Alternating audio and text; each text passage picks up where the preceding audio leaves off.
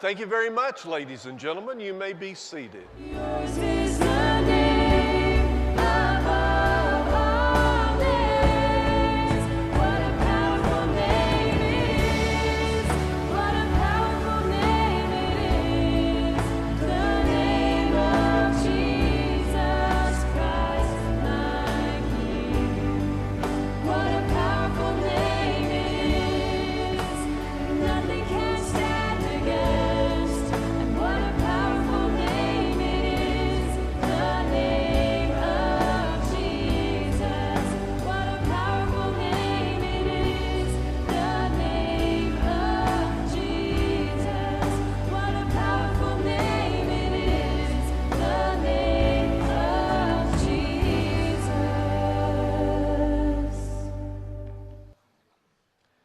Well, you've heard me say this before. There is a choice you have to make in everything you do. So keep in mind that in the end, the choice you make makes you. This is never more true than when it comes to our search for the true meaning of life. And this is what Jesus, we're learning in our study this month, this is what Jesus would call our search for rest. For rest, that peace within, the rest, that finding your meaning, finding the real purpose of life. Without this rest, our lives have no meaning. They have no peace. They have no joy. There's no sense of genuine fulfillment.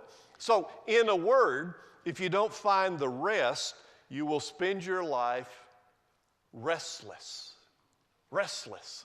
Always looking, searching for that meaning, that purpose in life, but looking in all the wrong places.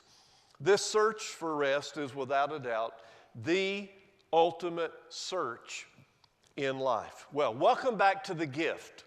This Christmas season, we're really focusing in on three profound statements. All three are made by Jesus in Matthew chapter 11.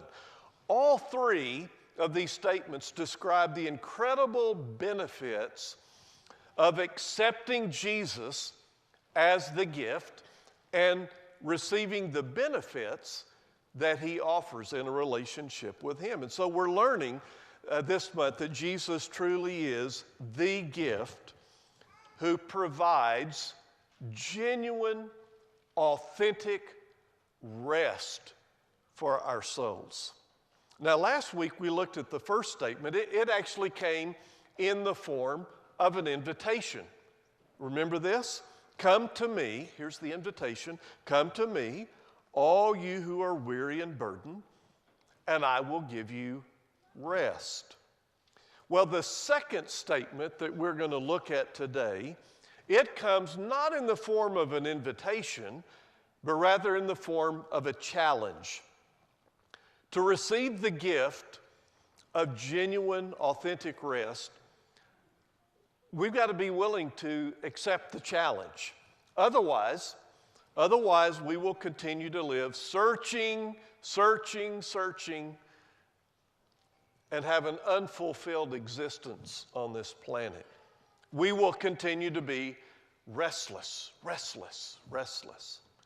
So I want you to listen carefully to the second statement made by Jesus in Matthew chapter 11, verse 29. This is the gift challenge.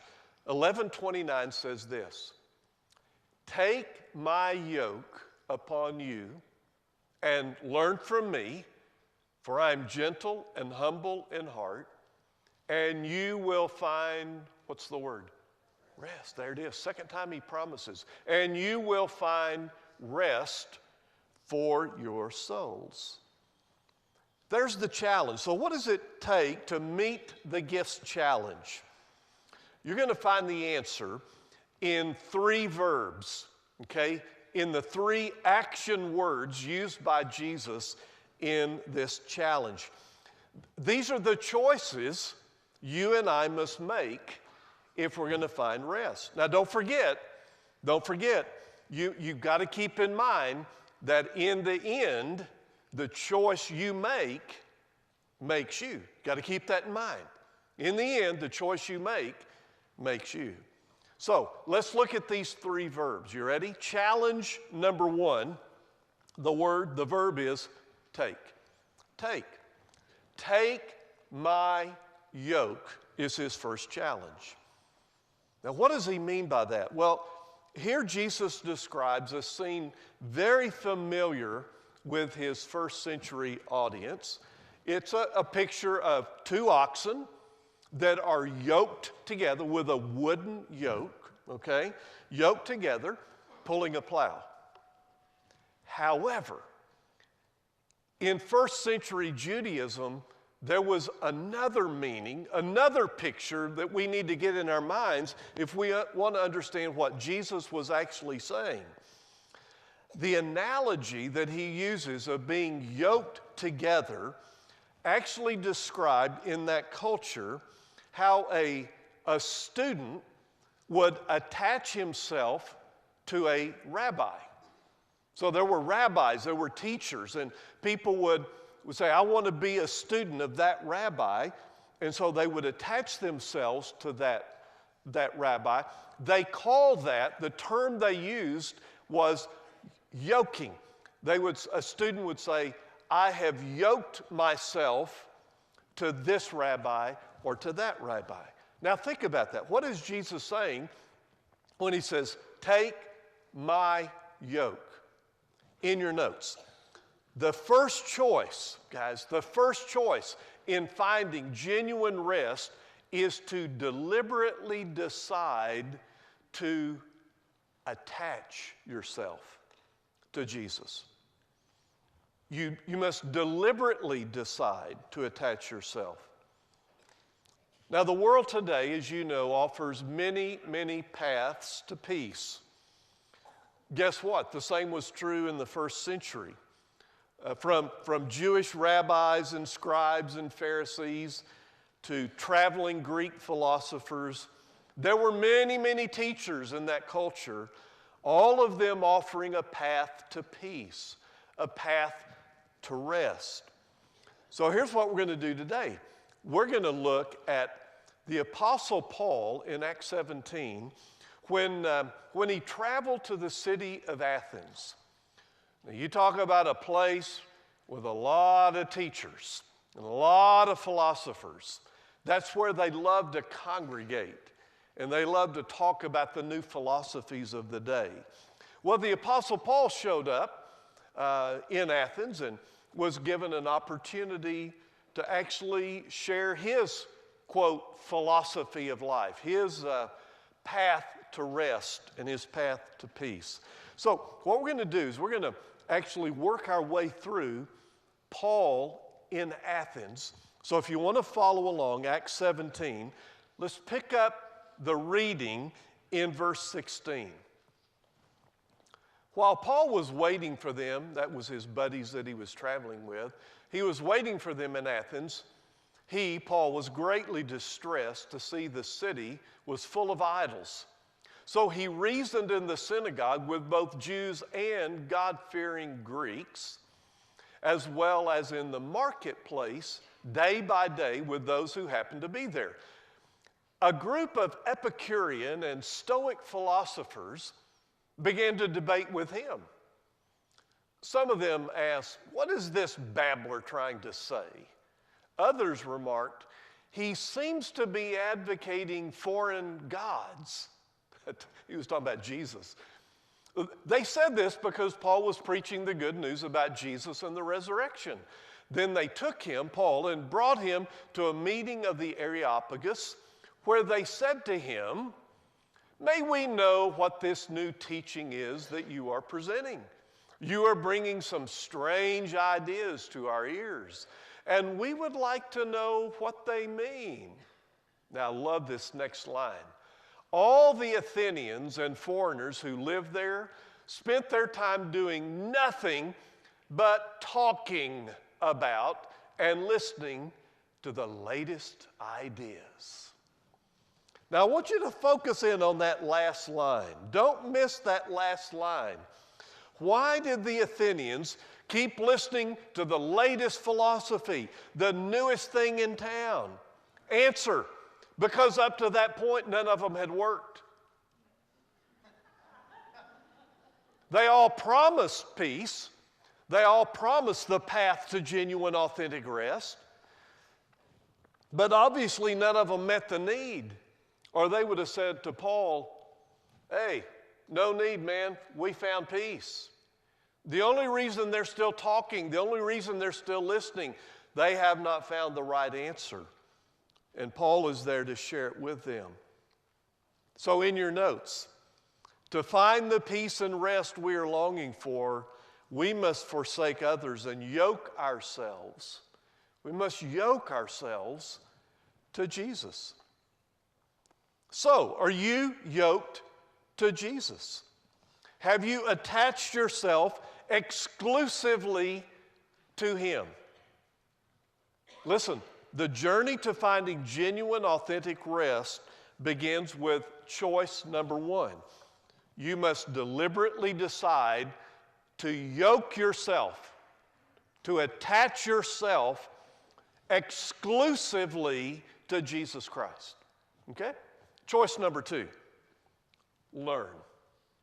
Learn. How does Jesus say it? Learn from me. Take my yoke, learn from me. Have you ever noticed how large the self-help sections are in bookstores? You ever go into a bookstore sometime, go to the self-help. Get ready, you're going to be there for a while. It's row after row after row of self-help books. There are thousands of would-be teachers. Guess what they're doing? They're all begging for one thing, your attention. They're saying to you, read me, listen to me, follow my path. But what do we need to learn? Write this down. If you want to find genuine rest, you must deliberately decide to listen to Jesus. Not just attach yourself to Him, but once you're attached, open your ears. Listen to Jesus. Now, does this mean we never listen to or read other teachers? Absolutely not. I read all the time. I read a lot of books every year, and they're not all Christian books. I read others. But what it does mean is I deliberately decide that Jesus is my ultimate teacher.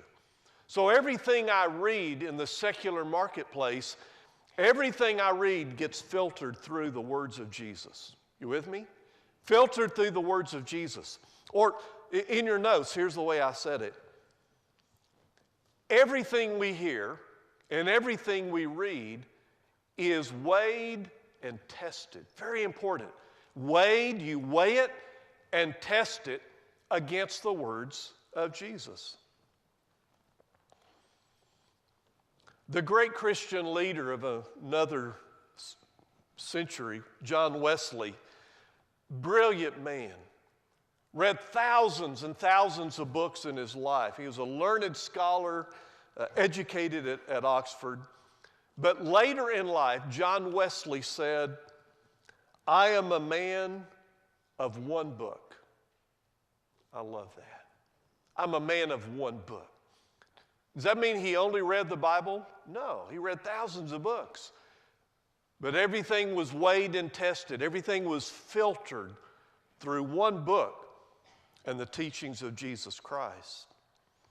Now we see Paul again back in Athens address the philosophers in Athens. Have you ever read Paul's sermon to the Athenians?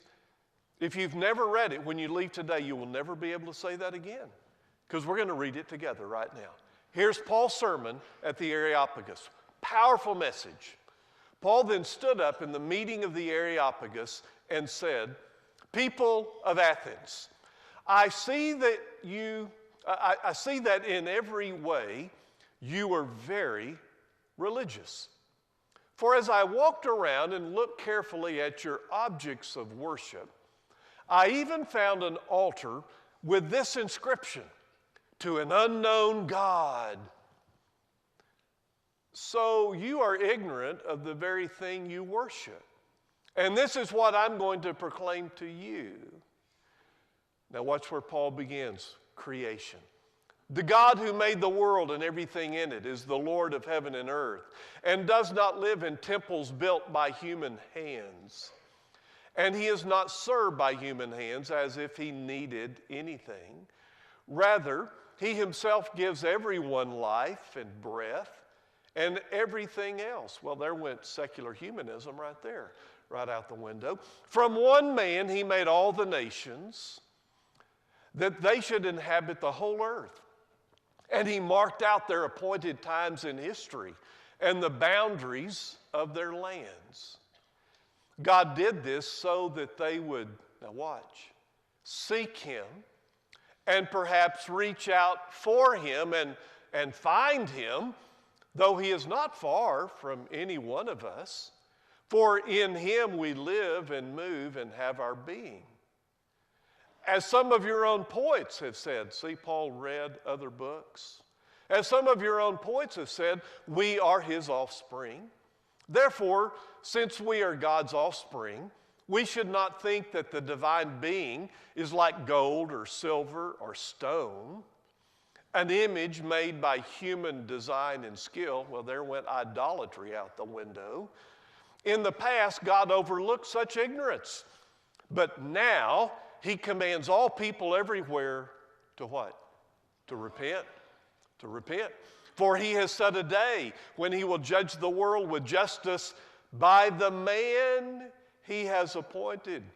He has given proof of this to everyone by raising him, that is Jesus Christ, from the dead. All right, there's Paul's fascinating sermon on the Areopagus in Athens. I love that story that he tells, beginning with creation, and he takes it all the way to the resurrection of Jesus. Guys, here Paul sets us an example that we must carefully and accurately teach the truth about Jesus Christ. Here Paul is preaching in a city filled with idolatry, superstition, every imaginable man-made philosophy that you can come up with. What does Paul do? He cuts right through it with the message of Jesus Christ. He said, yeah, I've read your poets, I know your stuff, but let me tell you something. It all points to the truth that there is one God, his Son is Jesus Christ, he has come as the Savior, and to prove it, God raised him from the dead. Guys, the journey to finding genuine, authentic rest continues with this second choice: learn from me. What did Paul do in his life? He attached himself to Jesus Christ, right? And then he learned from Jesus. Jesus was his exclusive teacher. Is he yours? Have you made Jesus Christ the exclusive teacher in your life? Challenge number 3, find. Find. What does Jesus say?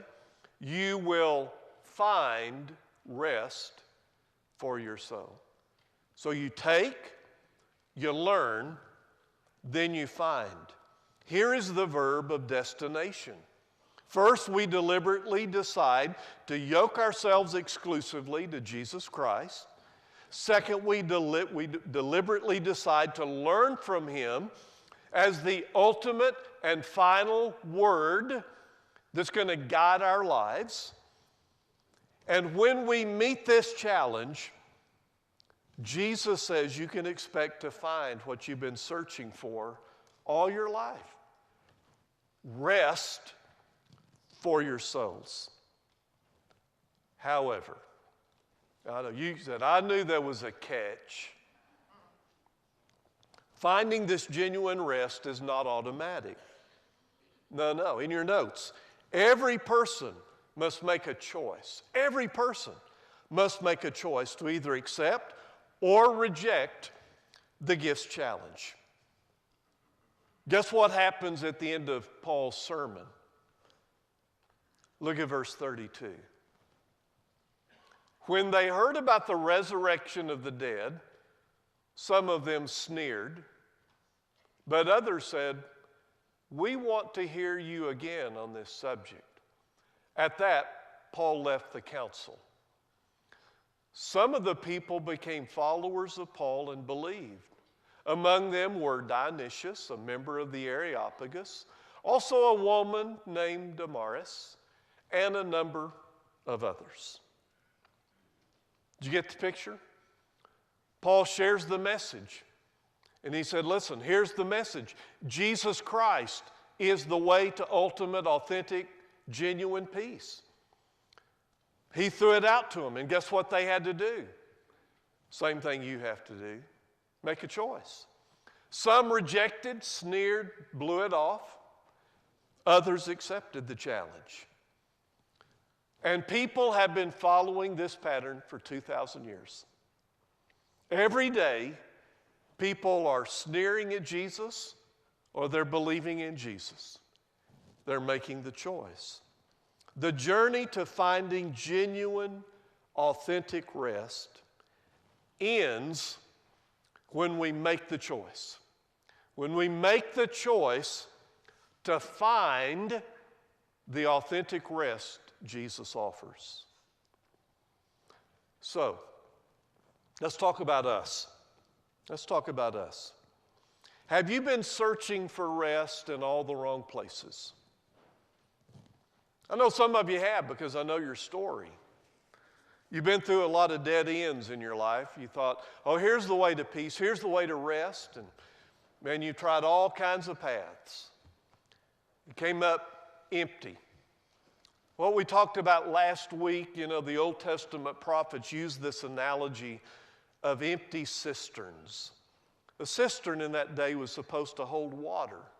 It was to offer refreshment. What a disappointment if you arrived at a cistern and it was cracked and it leaked and it was dry. The Old Testament prophet said, when you follow idols, when you go down the wrong paths of life, oh, they promise peace, they promise rest. But when you get there and you try to drink, you'll find a barren place. Nothing more than empty cisterns. It's kind of like going to the carnival and you get the cotton candy. Man, you pull that thing out on that paper stick and wow, it's this big. And then you start eating it and you realize there's a lot of air in here. And then you get disappointment because you go, I just paid $5 for air. Empty cisterns, cotton candy, look good on the outside, make great promises, they never deliver. Never deliver. What do we need to remember? Listen, let me ask you this way. Anybody here sick and tired of being sick and tired? Yeah. Here's the message in your notes. Before you can find rest, you must first become very restless. You have to be very disappointed in all the other paths offered by life. I'm not saying you have to go down all of them to be disappointed. You just need to recognize and get that restlessness in your spirit of something is missing in my life. Something is not there. Something is not right. It's like my life isn't gelling. Does that describe you? Your life isn't gelling yet? Hasn't come together? There's not an integrity in your life? You're not integrated, you're disintegrated? We must recognize that in and of ourselves, we're totally unable to achieve rest on our own. Listen, guys, I've been around the block. I'm 64 years old. I've got my stories, I've heard your stories. I've heard hundreds and hundreds and hundreds of stories. Let me tell you the conclusion of the matter. This rest only comes in the form of a gift.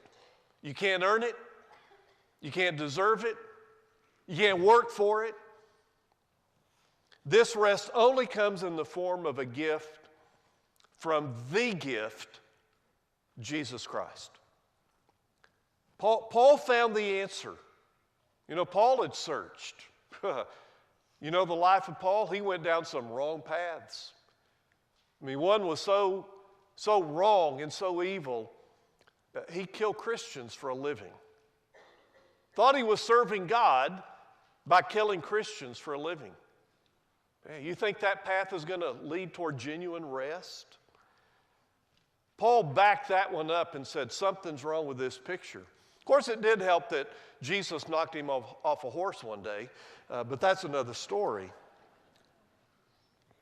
Paul found the answer in finding genuine rest. Did you hear it in his sermon? Did you hear it? He gave it just one little line there, verses 27 and 28. Listen to this.